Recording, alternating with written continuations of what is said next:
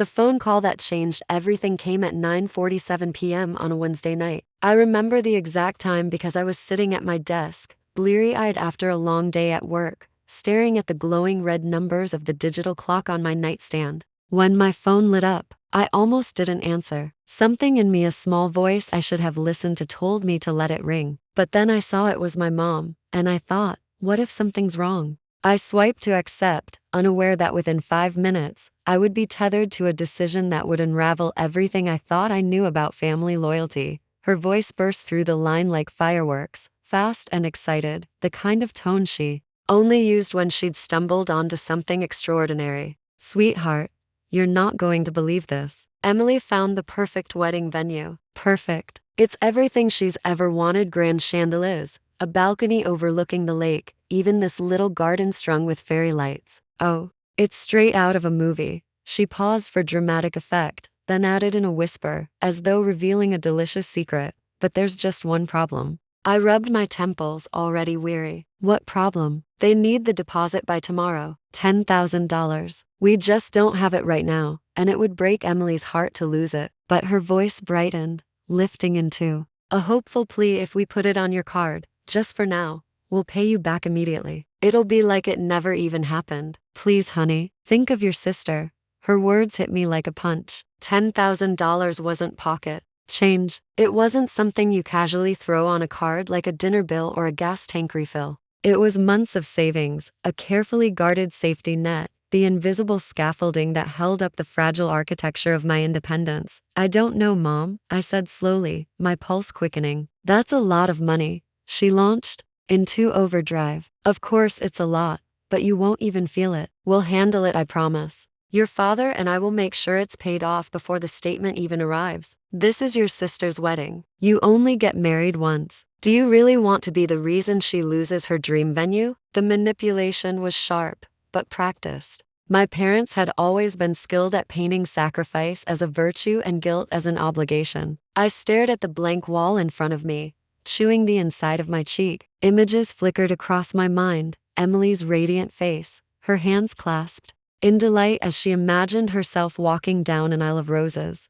My parents beaming, proud to have given their youngest daughter everything she deserved. And then me standing off to the side, the ungrateful sibling who said no. The silence stretched long enough for my mom to sense hesitation. She pressed harder. We're family. Family takes care of each other. Isn't that what you've always believed? I swallowed hard. Yes, that was what I believed. But family was also supposed to be fair. It was supposed to protect you, not exploit you. Yet in that moment, cornered by her urgency and my own dread of being branded selfish, I ignored the warning bells screaming in my head. Fine, I whispered. I'll do it. The relief in her voice was instantaneous. Oh, thank you. You don't know how much this means. Emily's going to be over the moon. You're saving the day. Saving the day. That was the story I clung to in the hours that followed, as I texted over my credit card details, as the payment processed, as my available balance shrank by 5 figures. I told myself I was being the good sibling, the dutiful child, that this was temporary, just a matter of days, that I would be paid back before I even noticed the debt. But beneath that brittle rationalization was an uneasy truth. I didn't trust them. I knew my parents' history with money, late bills, forgotten debts, whispered arguments behind closed doors about loans and overdraft fees. They were dreamers, not planners, and dreamers rarely worried about the cost of their fantasies. When someone else was footing the bill, I sat in the dark after the call ended, the glow of the street lamp outside painting my room in an eerie artificial light. The house was quiet, but inside me, a storm raged. I could almost hear the sound of the credit card machine processing, chewing through my financial security, like a beast. $10,000, gone in seconds. I tried to tell myself it was fine, that this was love in action, love given as a gift. But the pit in my stomach told a different story. It whispered that I had just stepped onto a slippery slope, one that would be far harder to climb back up than I could possibly imagine. And though I didn't know it then, that single decision, the surrender of my credit card details, wasn't just about a venue. It was the first crack in the fragile foundation of my family, a fracture that would soon widen into something deep and irreparable. At first, I convinced myself there was nothing to worry about. My parents had assured me they would pay me back before the first statement even arrived. I repeated their promise like a mantra every time my anxiety started to claw at me. It was only temporary, I told myself. A few weeks at most. Soon, the money would be back in my account, and this whole ordeal would fade into nothing more than a small act of kindness I had done for my sister's happiness. But the first bill arrived, and the pit in my stomach widened. The bold black numbers glared at me from the paper. $10,000 due. The interest hadn't yet hit, but the clock was ticking. I skimmed the statement over and over, half expecting to find an error, a missing line that said payment received. But it was all there, cold and undeniable. My card, my debt, my responsibility. I called my mom the next day, my voice steady but urgent. Hey, the bill came in. I just need the money so I can pay it off before the interest starts. Her tone was light, almost dismissive, as if I had asked her about a grocery list. Oh, honey, don't stress about that. We'll handle it after the wedding. It's just too crazy right now with the planning. You don't need to worry. Focus on your job and your life will take care of this. The words landed like a stone in my chest. After the wedding, that was months away. Did she not understand what credit card interest could do in months? Or worse, did she understand and simply not care? I wanted to argue, to press harder, but there was something final in her tone, the kind of motherly authority that brooked no resistance. I hung up, staring at my phone, and wondered if I had just made a mistake that would haunt me far longer than the length of Emily's engagement. In the weeks that followed, silence became its own form of torture. I waited for some sign, an envelope in the mail, a deposit in my account, even a casual mention that they were working on paying me back. Nothing came. Every conversation with my parents revolved around centerpieces, bridal fittings, and rehearsal dinners. My mom's voice sparkled with excitement when she described the venue to distant relatives on speakerphone, painting pictures of grandeur. It's going to be magical, she'd gush. And all I could think was, yes, magical, and it's on my dime. I found myself caught in a web of secrets, trapped between honesty and loyalty. Emily had no idea. She chattered to me endlessly about her plans, about how thrilled she was that our parents had gifted her the venue of her dreams. Can you believe how generous they are? She laughed one afternoon while sipping iced coffee across from me at a cafe. I feel so spoiled. The words stung. My throat tightened around them, but I couldn't bring myself to tell her. How could I? She was glowing with happiness, oblivious to the financial storm brewing behind the scenes. To confess the truth would be to shatter that glow, to tarnish her memory of her wedding before it had even begun. So I smiled weakly and sipped my drink, all the while hearing the hiss of interest charges burning through my savings. At night,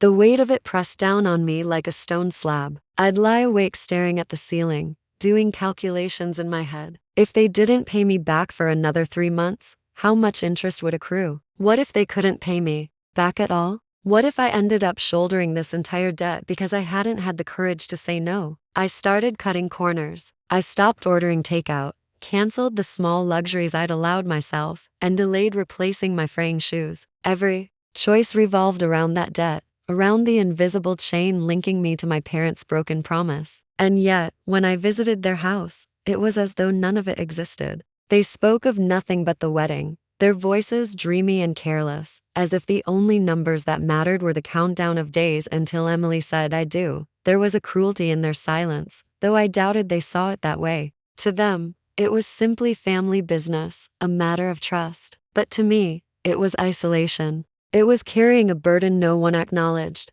a secret that poisoned even the sweetest moments. I began to resent the way my mom's eyes sparkled when she described the venue to friends. I hated how my father puffed up with pride when he told people they were giving Emily the wedding she deserved. Pride, I thought bitterly, built on my sacrifice. The silence deepened with every passing week, until it wasn't just about money anymore. It became a wedge, pressing me further from the people I was supposed to lean on. I stopped calling as often. I stopped volunteering to help with wedding errands. I became quieter in family conversations, afraid that if I opened my mouth, the bitterness would spill out and drown us all. Still, I said nothing. I carried the secret like a scar across my heart, visible only to me. Emily's joy blinded her to the truth, and my parents' willful ignorance protected them from guilt. I alone lived in the shadows of that debt, bound by love, loyalty, and a growing sense of betrayal, and in the quiet of my room, with the bills stacked neatly on my desk,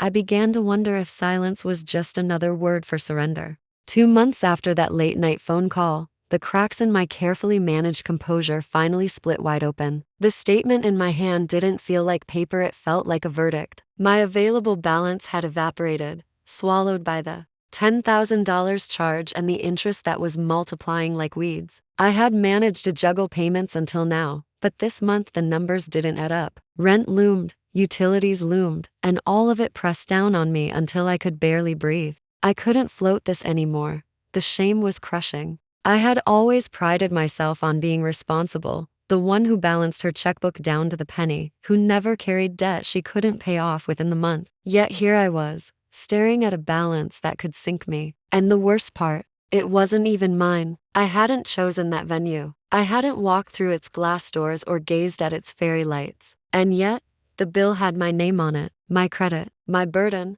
I called for a family meeting that Sunday, my heart pounding. As I drove to my parents' house, my palms were slick against the steering wheel, my stomach tied in knots. I rehearsed what I would say, telling myself I had every right to demand repayment. But the thought of confronting them, of pulling the rug out from beneath Emily's dream, filled me with dread. When I arrived, the living room was already buzzing with excitement. Emily was on the couch with her wedding binder spread open, swatches of fabric and printed Pinterest pages scattered like confetti. My mom was in the recliner, smiling proudly, while my dad leaned against the mantel, arms crossed in satisfaction. They looked like a family united in joy, while I stood in the doorway, the intruder with bad news. "I need to talk to you all," I said, my voice firmer than I felt. They turned toward me, still smiling, until they saw the envelope in my hand. My dad frowned. "What's that?" "My credit card bill," I said, setting it on the coffee table between the wedding swatches. "It's due,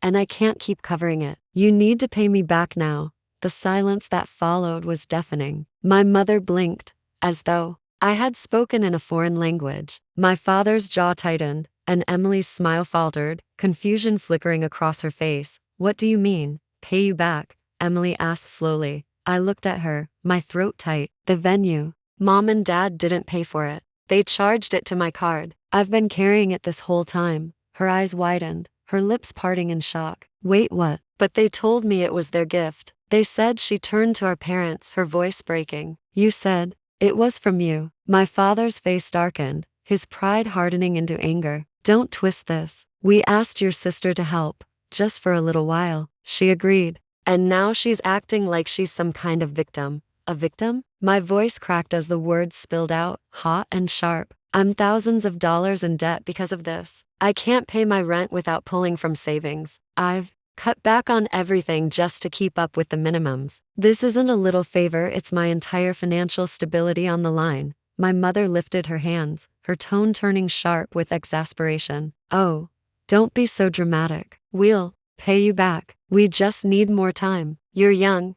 You'll recover. Can't you just support your sister's big day without making it all about you?" Something inside me snapped. "It is about me. My name is on that bill, not yours. If you don't pay, it's my credit that gets ruined, my future. And you." I turned on Emily, guilt surging through me even as I spoke. "You've been celebrating a gift that wasn't even theirs to give." Her face crumpled, tears springing to her eyes. "I didn't know," she whispered, shaking her head. I thought they were paying for it." For the first time, she saw the truth. The venue wasn't a gift from our parents. It was a theft from me, dressed up as generosity. My father slammed his hand against the mantel, the sound reverberating through the room. "Enough. You're making this into something ugly. After all we've done for you, raising you, feeding you, giving you everything, you can't even step up for your sister? $10,000 is nothing compared to what we've spent on you over the years." I stared at him, numb. "So that's what this is? A debt I owe you? My adulthood bought with a wedding I can't afford?" My mother's face hardened, her lips pressed into a thin line. "You've always been selfish, always thinking of yourself first. We thought better of you."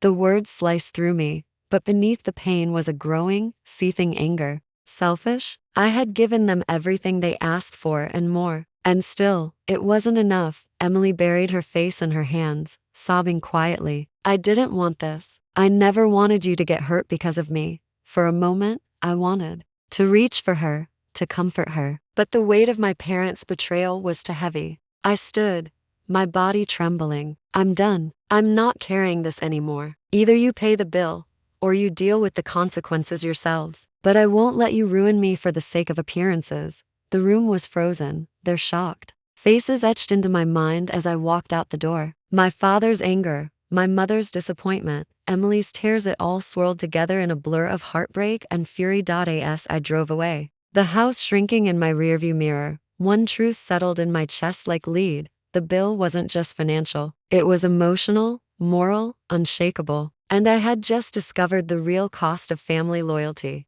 The night of that confrontation lingered like smoke that refused to clear. I drove home with trembling hands, replaying every word, every accusation, every tear that had fallen from Emily's eyes. I thought maybe, after some time had passed, my parents would realize the weight of what they had done. I thought guilt might finally nudge them toward an apology, or at least toward repayment. But days turned into weeks, and the silence from their end told me everything I needed to know. They weren't planning to make things right. They were planning to let me carry the blame. The first calls I made after that night went unanswered, straight to voicemail. When my mother finally picked up after 3 days of silence, her tone was icy. She spoke as if I were a disobedient child, not a grown adult asking for accountability. I don't know what you expected, she said flatly. We're stretched thin. You know how hard things are. And now you've upset your sister at the worst possible time. Upset my sister. As if my financial collapse was a minor inconvenience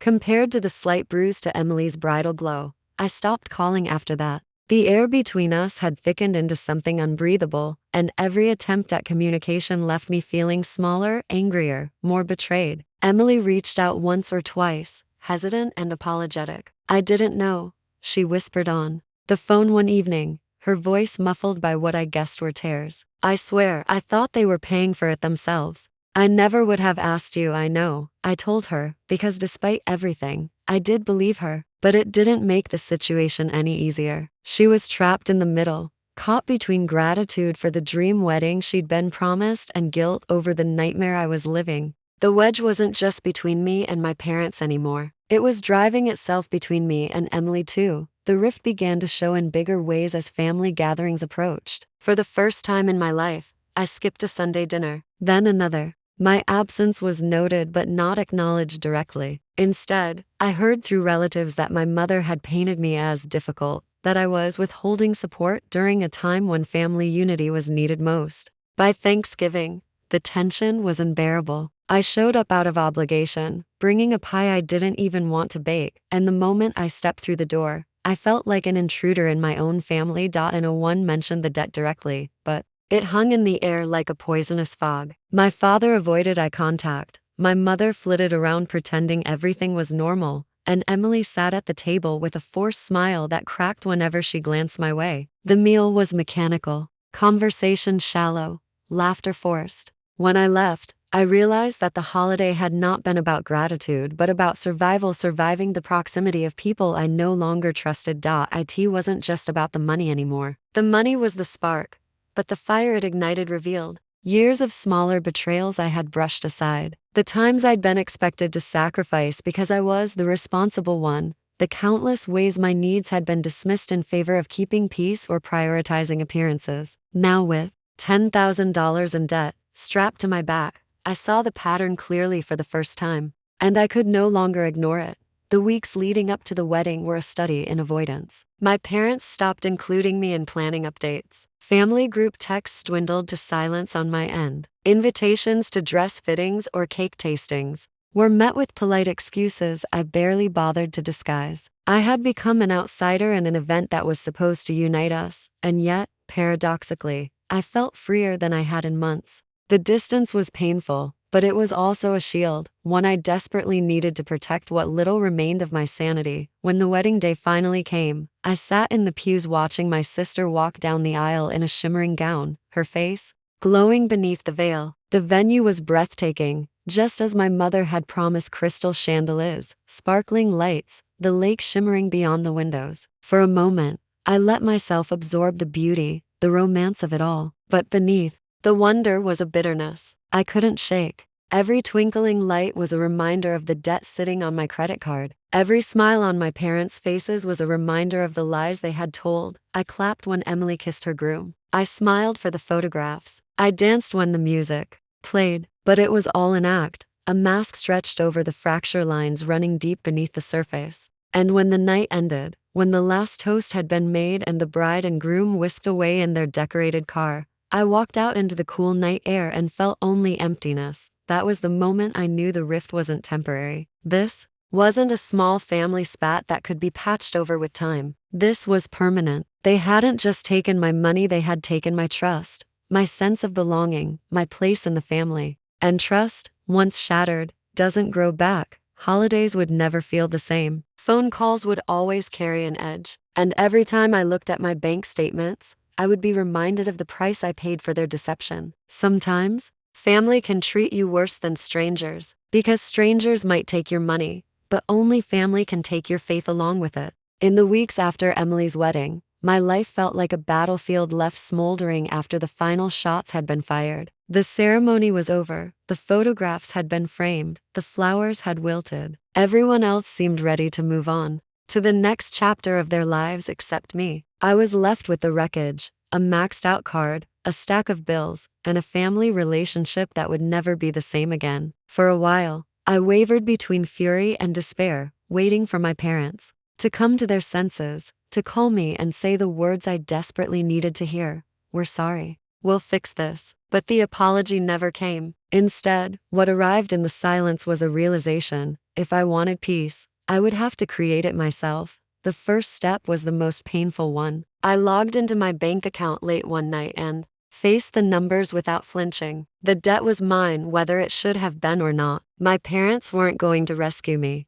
And if I kept waiting for them to make things right, I would lose more than money, I would lose myself. So I made the decision to stop hoping and start acting. I cut up the credit card, snapping it into jagged pieces until it was nothing but plastic shards scattered across my kitchen counter. Then I called the bank and arranged a payment plan on my own terms, one that would take discipline and sacrifice but would keep me afloat. It wasn't fair, but it was freeing. For the first time in months, I felt a sliver of control return to my hands. When Emily called me after her honeymoon, her voice was soft, almost tentative. I just wanted to say, "I'm sorry," she whispered. "I didn't know how bad it was. I never wanted you to suffer because of my wedding." I closed my eyes, listening to the guilt in her voice. I believed her. She was caught in the middle of a storm she hadn't started, but one she had benefited from nonetheless. "It's not your fault," I told her, and I meant it. But forgiveness didn't erase the damage. A part of me still grieved what could have been sisters sharing joy, parents beaming proudly, family united. Instead,